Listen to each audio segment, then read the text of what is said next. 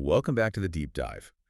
I want to start today by asking you to picture a fish, Gotcha. specifically a very small, kind of spiny fish living in a tank somewhere in the Netherlands, maybe back in the 1930s. I know exactly where you're going with this. The three-spine stickleback. You got it. It is the absolute classic case study for what we're about to get into. It is the classic. And look, I know what you're probably thinking right now.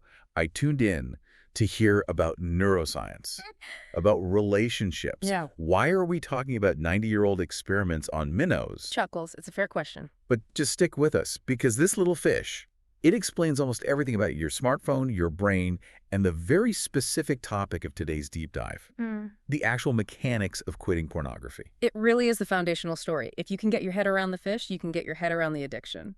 So let's set the scene. You have this Nobel Prize-winning ethologist. His name is Nico Tinbergen. And he's just observing these sticklebacks during their mating season. And he notices a very, very specific trigger. When the males are getting ready to mate, their bellies turn this bright, vibrant red. Yeah, it's a signaling mechanism. It's basically a billboard that says, I am a male, I am a rival, keep away from my territory. Exactly. It's hard-coded. It's not like they're making a conscious decision. It's just this instinctual firing. An impulse. An impulse. If a male stickleback sees that splash of red on another fish, he attacks. He doesn't think, he just strikes. But Tinbergen, being a scientist, he wants to know, how smart is this system, really? He wanted to isolate the variable. Is the fish looking at the other fish, the whole package, or is it just keying in on the red? Right, what's the actual trigger?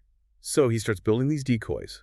First, he makes a perfect replica of a male stickleback. I mean, it's realistic, it has scales, a perfect shape, little eyes. The whole deal. But he paints the belly a dull, pale color, no red. He puts it in the tank. And the live males, They do nothing. they completely ignore it. Because the trigger isn't there. To their brains, it's not a rival, it's just a thing. But then, and this is the part that just blows my mind every time, he starts carving these crude, ugly lumps of wood. They don't look like fish at all. Not even close. They look like potatoes. But on the bottom of these little wooden potatoes, he paints a bright, neon, totally exaggerated red stripe.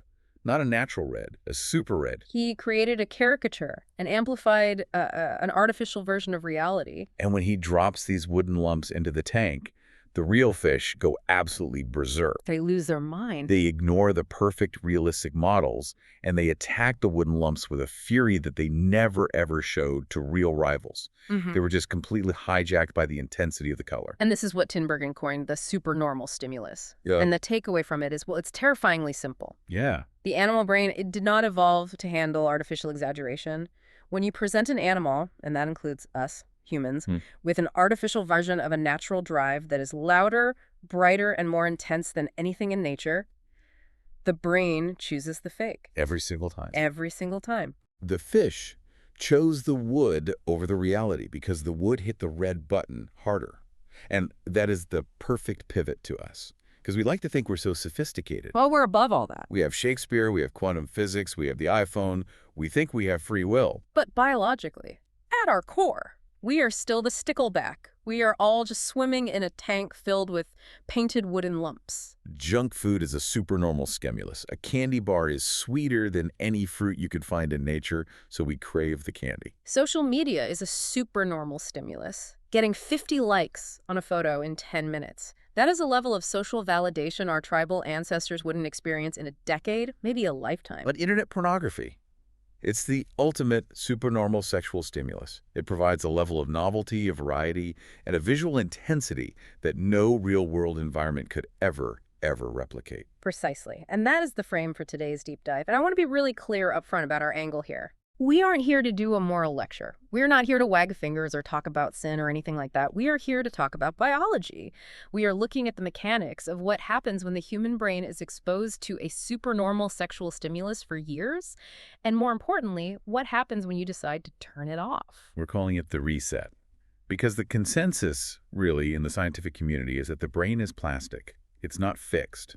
It rewires itself based on the input you give it. And if you've been feeding it the digital equivalent of that neon red wooden fish, your baseline for what's normal or exciting is, well, it's skewed. It's skewed, but, and this is the key, it's not broken permanently. That's the good news here. So we're going to walk through the transition from that high dopamine novelty-seeking state, which is where the brain sits during active use back, to a baseline of what you might call authentic resonance. And we really need to talk about the timeline because it is not a straight line. It's not, I quit on Monday and by Tuesday I feel amazing. No, it's usually more like, I quit on Monday and on Tuesday I feel like I have the flu and I hate everyone. Right. There's a crash. There's something called a flat line. Yeah. But then there's the lifting of the fog. And some really surprising neurochemistry, stuff involving bonding hormones that explains why heavy users often feel so isolated, even when they're in a committed relationship. Okay, let's unpack this properly. Section 1. The neuroscience of the high. We have to understand the mechanism of the trap first. Why is it so hard to stop? Why does the brain seem to prefer the pixelated version over a real, living person? To understand that, we have to correct a huge misconception about dopamine. Go on. People always talk about dopamine as the pleasure molecule. You know, the idea that I watch porn, I get a hit of dopamine, I feel good. That's not really accurate. It's more complicated. Dopamine is not the molecule of pleasure. It is the molecule of seeking. It is the molecule of more. Ah, so is the itch, not the scratch. Exactly. That's the perfect way to put it. It's the chemical that drives you to hunt, to search, to pursue.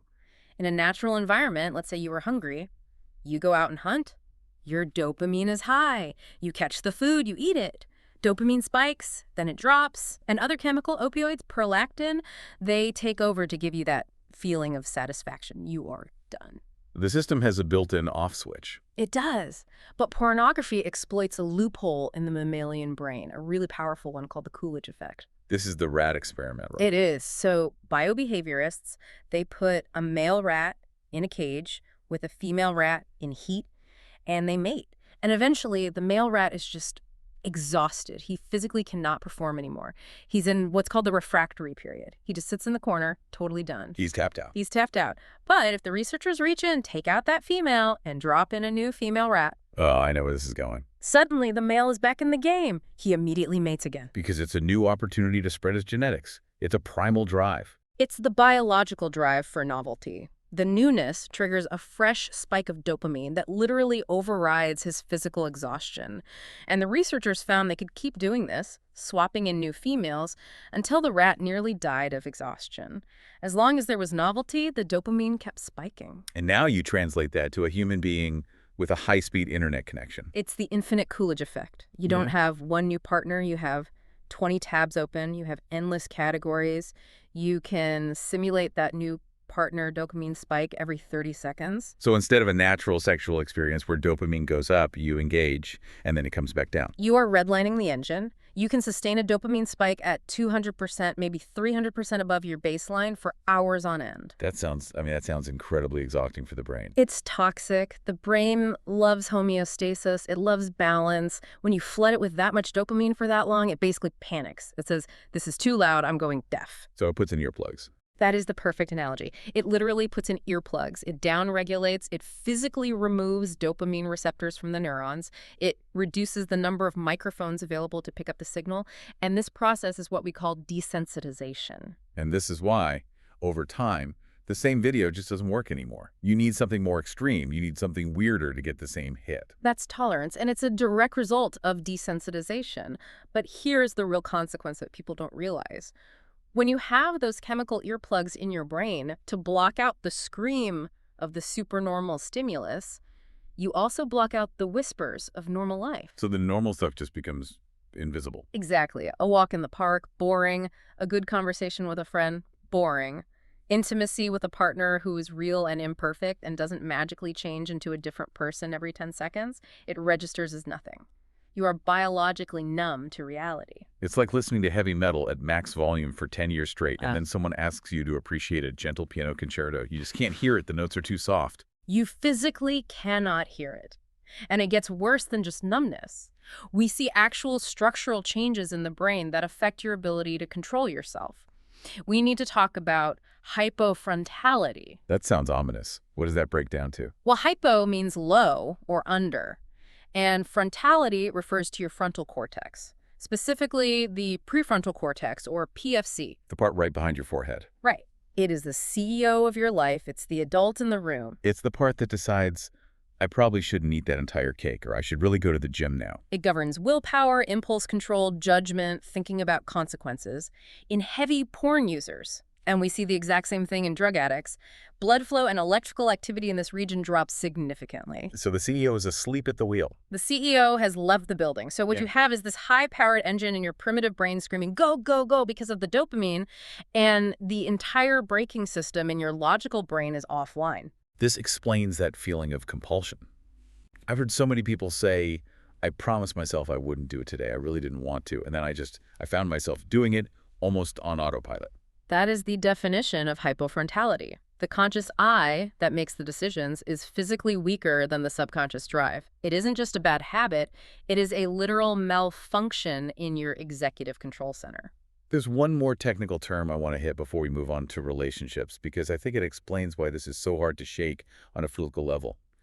Delta FOSB. Ah, yes. The molecular switch of addiction. This really stood out to me in the research because it makes the whole thing tangible. It's not just a feeling or a craving. It's a protein. It is a protein, and delta FOSB acts as what's called a transcription factor. So when you chronically overstimulate a neuron day after day, this specific protein accumulates inside the cell. Unlike other proteins that degrade pretty quickly, delta FOSB is very, very stable. It hangs around for a long time. Like a kind of residue. Think of it more like a callus or a layer of plaque. It builds up over weeks and months of heavy use. And as it builds up, it changes the gene expression of that neuron. It literally sensitizes the brain to the cue. It wires the addiction into the physical structure of your brain. So even if you stop watching for a day or a few days, that protein is still sitting there, keeping that pathway primed and ready to go. It takes weeks, sometimes longer, of total abstinence for delta FOSB to slowly metabolize and clear out. This is why you can't just decide to be different tomorrow and have it be easy. You are fighting a physical accumulation of protein in your brain. That is actually incredibly validating. I think so many people feel this deep shame, thinking they just have a weak character or no willpower. But you're saying there is a biological anchor holding them back. It's not character, it's chemistry. And the good news is chemistry can be changed, but it takes time and it takes a process. So, okay, we have a brain with a broken brake pedal, deafened receptors, and a protein buildup that's demanding more. That's the high. But now let's zoom out, because usually this isn't happening in a vacuum. There's often a partner involved. This is where we have to shift to what we call the dyadic approach. Dyadic just meaning the two of you, as a pair. Yes, looking at the couple as a single system. For years, therapy treated this as an individual's issue. John has a problem, John needs to go fix it. But the research now is crystal clear. It creates a system-wide failure. And the first casualty of that failure is almost always trust. It is, and we have to be specific here. For the partner, it's rarely just about the images themselves. It's about the secrecy. It's the creation of what's called a parallel sexual reality. That's a heavy term. It's an accurate one. The user creates a secret life, a world where they go to get some of their deepest needs met, a world their partner is completely locked out of. And to maintain that world, they have to lie. They lie about where they were, they lie about why they're tired, they lie about why they aren't in the mood for real intimacy. And that lying, that constant deception, it creates what researchers call betrayal trauma in the partner. It does. Partners often report symptoms that are very similar to PTSD. Hypervigilance, checking phones, anxiety, intrusive thoughts. They feel not enough. They feel like they're living with a stranger. Because, in a way, they are. They are. They're living with someone who is siphoning their most potent energy, their sexual and emotional energy, into a digital void. You mentioned siphoning energy. I want to go back to the biochemistry of connection for a second, because there's a specific hormonal imbalance that explains why users often become cold or even aggressive toward their partners. This is the fascinating tug-of-war between oxytocin and vasopressin. Okay, lay it out for us. Oxytocin is the famous one, the cuddle hormone. Right. Oxytocin promotes bonding, trust, relaxation, but it works in tandem with another hormone called arginine vasopressin, or AVP. In a healthy, balanced system, these two work together to create a strong, stable pair bond. But the research on heavy porn users shows a pretty serious disruption. It shows a spike in AVP without the balancing release of oxytocin. Now, AVP is interesting. In many mammals, high AVP on its own isn't about cuddling. It's associated with mobilization, with territorial behavior, aggression, and mate guarding. Wait, so the hormone that's supposed to help with bonding, in high doses, it can actually make you aggressive. Think about the stickleback again. It sees the red, and its brain screams, attack. High AVP puts the organism into a defensive, vigilant state. It's a fight-or-flight chemical. So you have a user who just binged, his brain is flooded with AVP, his partner walks into the room and tries to give him a hug or ask him about his day. And he snaps, he recoils, he gets irritable.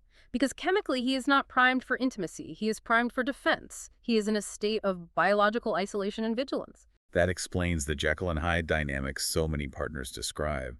He's such a nice guy, but sometimes he just turns into this cold, angry wall. It's the neurochemistry of isolation. His own body is chemically pushing her away. And then, of course, you have the bedroom itself, the porn gap. This is the discrepancy between the arousal template the user has built in their mind and what reality can possibly offer. Define arousal template. It's your internal map of what you find arousing, of what sex is to you, what turns you on. If you build that map primarily on pornography, your template is based on voyeurism. On watching, not feeling. It's based on extreme novelty, very specific acts, and, frankly, impossible physical perfection.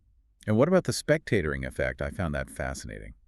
That's when the user tries to have sex with a real partner, but they aren't actually in their body. They are watching themselves from the outside. They're directing the movie in their head. They're thinking, does this look like the video? Am I performing like the actor did? Exactly. It sounds incredibly lonely, doesn't it? It's the opposite of intimacy. It is. Intimacy is about connection. This is about performance. And the partner feels it. They feel like a prop. They feel like the user isn't making love to them, but is just using their body to reenact a scene from their memory. It effectively dehumanizes the partner in that moment. It turns the subject into an object, and you simply cannot have a real lasting relationship with an object. So the stakes are incredibly high. The brain is messed up. The relationship is crumbling. Now we get to the promise of this whole deep dive, the reset. The withdrawal, yes. I think this is where so many people get tripped up. They think, okay, I know this is bad for me. I'm going to stop. And they expect to feel better immediately. And instead, for a while, they feel like they're dying. Let's walk through the timeline. Because knowing what's coming is really the only way to survive it. Days 1 to 7. What happens when you first pull the plug? The crash. We call it the novelty hangover. You have abruptly cut off the supernormal source of dopamine. Your brain is in a massive deficit. So irritability is a given. Ugh. Extreme irritability, anxiety, wild mood swings, and physically insomnia is huge. Many people unconsciously use that dopamine crash to help them fall asleep at night. Without it, they're just staring at the ceiling, their brain racing. And that delta-phos-B protein is still in there, screaming for a fix. The cravings will be intense. The brain is throwing a full-on tantrum. It's screaming, "Give me the red wooden fish." But if you can white-knuckle through that first week, you hit the phase that I think causes the most relapses. Weeks 2 to 4, the flat line. This is, without a doubt, the most dangerous phase for recovery because it genuinely feels like you've broken yourself permanently. Could you describe the flat line? Your libido it drops to absolute zero. You have no drive, you feel numb, empty. For men, this often manifests as complete erectile dysfunction. Even with a loving partner, even with your own imagination, nothing works. Which has to be terrifying. You quit porn to improve your sex life, and suddenly you have no sex life at all. It's panic-inducing. The thought process is almost always, oh my God, I've permanently damaged my brain. I need to check if it still works. I just need to watch one video just to see if I can still get aroused. And that's the trap. That is the relapse cycle. But we need to reframe the flatline. It is not a sign of damage. It is a sign of recalibration. I love the analogy of walking out of a bright room into a dark one. It's the best way to understand it. Imagine you've been standing in a room with blindingly bright strobe lights. That's porn for years. Suddenly you walk into a dimly lit, candlelit room. That's normal life. You can't see a thing. You are temporarily blind. Your eyes haven't adjusted yet. You can't perceive the dim light of normal, healthy arousal because your pupils are still pins from the strobe lights. The flat line is that period of blindness while your eyes slowly dilate and adjust to the dark. You just have to wait in the dark and trust the process. You have to trust the process. The vision will return. The receptors are upregulating. They are literally growing back. But it takes time. During this mental battle, there is a distinction the research makes that I think is absolutely critical. And that's the difference between shame and guilt. This is huge. Most people who are trying to quit are fueled by shame. I am a pervert. I am disgusting. I am a broken person. Which sounds like a powerful motivator, right? I'm so bad I have to change. It's the worst motivator in existence. Shame attacks your identity. It says, I am bad. And when you believe you are fundamentally bad, you feel stress. Your cortisol spikes. And what is your #1 coping mechanism for stress? The addiction. Exactly. Shame drives the cycle. It pushes you right back into the darkness you're trying to escape. So what's the alternative? Guilt. Guilt is behavior-based. It doesn't say, I am bad. It says, I did something that violates my values. Guilt says, I'm a good person who has a bad habit that I am now actively fixing. It seems like such a subtle shift in language, but it completely changes the trajectory. It changes everything. Guilt empowers you to make a change that aligns with who you want to be. Shame paralyzes you in who you're afraid you are. You have to drop the self-hatred to actually heal. So let's say you survive the crash. You wait out the flat line. You navigate the shame and swap it for guilt. What happens on the other side? What does the reset actually look and feel like? This is the part that makes all that difficulty worth it. This is the promise at the end of the tunnel. Let's start with the brain itself. Resensitization. The chemical earplugs come out. Yeah. And the brain fog lifts. This is almost universal in the reports from people who've gone through it. People describe colors literally looking brighter, music sounding better. The whispers of normal life become audible again. Yes. But even more importantly, the executive function returns. The prefrontal cortex gets its blood flow back. That hypofrontality we talked about begins to reverse. So you get your willpower back. You get your agency back. You feel like you're the driver of the car again, not just a passenger. Yeah. Procrastination drops. Social anxiety often drops, which makes perfect sense because you aren't hiding a massive secret anymore. And the relationship renaissance, what happens there? It can be profound. First, just the mechanical stuff. PIED, porn-induced erectile dysfunction. For most people, it resolves completely. When you remove the supernormal expectation, the body remembers how to respond to the normal stimulus. Real touch starts to feel electric again. And that emotional wall comes down. The AVP drops, the oxytocin is allowed to flow, you can look your partner in the eye without flinching, you stop spectatoring during intimacy and you start connecting, you stop seeing them as a collection of body parts and you start seeing the whole amazing human being in front of you. There was a quote from a recovered user in the notes that really stuck with me. He said something like, I realized I didn't have a low libido. I just had a libido that was trained on pixels. That sums it up perfectly. Energy is finite. You can pour it down a digital drain, or you can pour it into your actual life. The reset is essentially a massive energy redistribution project. And it's not just sexual energy, right? It's time. It's sleep. Oh, the sleep is huge. No blue light from a screen at 2 in the morning, no dopamine spikes completely disrupting your circadian rhythm. You wake up rested, and when you are rested, you are a better partner, a better parent, a better worker. It's a positive cascade effect. So we've covered the why and the when. Let's end with the how, because we live in a hypersexualized world. You can't just, move to a monastery. No. And relying on willpower alone, that I just won't watch it approach, it usually fails. You need a strategy. The experts talk about shifting from avoidance goals to approach goals. Right. An avoidance goal is, I will not eat the donut. What I'm thinking about. Constantly. Exactly. The brain doesn't process negatives very well. You're just fixated on the deprivation. An approach goal is something like, I am training for a marathon. Now, you aren't eating the donut because it doesn't help you run faster. You are focused on the positive outcome. So you need a vision for your life that is more compelling than the urge. You have to be building something, a better marriage, a new skill, a healthier physique. You need to replace the dopamine source, not just remove it. Nature abhors a vacuum. If you leave a hole, the old addiction will creep back in to fill it. And for those moments when the urge hits, because it will hit. We use the acronym HALT, HALT. Hungry, angry, lonely, tired. The 4 horsemen of relapse. When you feel that powerful pull to go back to the screen, stop for just a second and ask, am I actually horny or am I just lonely? Am I angry or stressed? Am I just exhausted and tired? It's usually not about sex, is it? Almost never. In that moment, porn is just a pacifier. It's a tool for emotional regulation. So if you realize you're lonely, call a friend. If you're tired, take a nap. If you're stressed, go for a run. Treat the root cause, not the symptom. That requires a level of self-awareness that I think most of us try to avoid. It's called emotional literacy. And it's a huge part of growing up. It's learning to sit with discomfort for a moment without needing to instantly numb it. We've covered a massive amount of ground today. I mean, from the stickleback fish attacking wooden lumps to the molecular buildup of delta phos B in your neurons, all the way to the restoration of love and connection. It is a massive journey, but fundamentally it is a journey from the artificial to the real. And I think that's the final takeaway I want to land on. We live in a world that is designed from the ground up to hijack us. There are painted red bellies absolutely everywhere. And they're getting brighter and redder every single year with AI and new algorithms. So the act of quitting, it isn't just about being good or being moral.